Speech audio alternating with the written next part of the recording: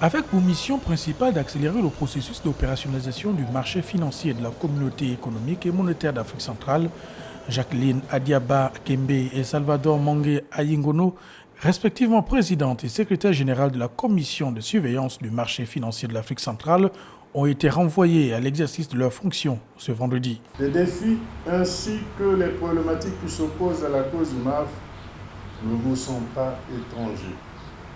Je ne doute donc pas des atouts dont vous disposez pour mener à bien les lourdes charges qui sont désormais les vôtres. En ma qualité de président du comité ministériel de l'UMAC, je voudrais vous encourager à privilégier la coopération et la collaboration avec l'ensemble des acteurs de l'écosystème financier de la CEMAC et des autres régions du monde. En tant que manager, je vous exhorte à vous appuyer sur la première ressource à votre disposition. J'ai cité le personnel de la cause du MAF. En énonçant les résultats enregistrés par l'institution financière sous son magistère, le bureau sortant n'a pas manqué de décliner les projets prioritaires sur lesquels la nouvelle équipe devrait se pencher. Il n'est peut-être pas inutile de rappeler que notre désignation en 2017 était assortie d'une feuille de route devant conduire à l'unification des deux marchés financiers coexistant alors dans la CELAC. Cette volonté de nos plus hautes autorités communautaires a été matérialisée par l'acte additionnel numéro 6 du 19 février 2018 portant unification du marché financier et mesures d'accompagnement.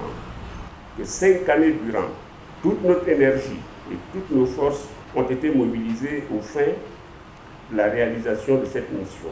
Mais les nouveaux challenges relatifs aux cryptoactifs et à la lutte contre le blanchiment d'argent et le financement du terrorisme sont ceux sur lesquels elle est le plus attendue. La nouvelle équipe dirigeante compte donner une nouvelle impulsion à la COSUMAF. Je crois pouvoir dire que la COSUMAF sera à vos côtés pour bâtir à la fois des actions concrètes, mais aussi des cadres de référence utiles pour l'action collective. L'un de mes objectifs étant de renforcer les liens de la COSUMAF avec les parties prenantes et les partenaires. Rappelons que la COSUMAF est une institution spécialisée de l'Union monétaire d'Afrique centrale. Elle est dotée d'une personnalité juridique et en sa qualité d'autorité de tutelle, de régulation et du contrôle du marché, elle assume 3 missions principales de puissance publique, à savoir veiller à la protection de l'épargne investie en valeurs mobilières, à l'information des investisseurs et au bon fonctionnement du marché.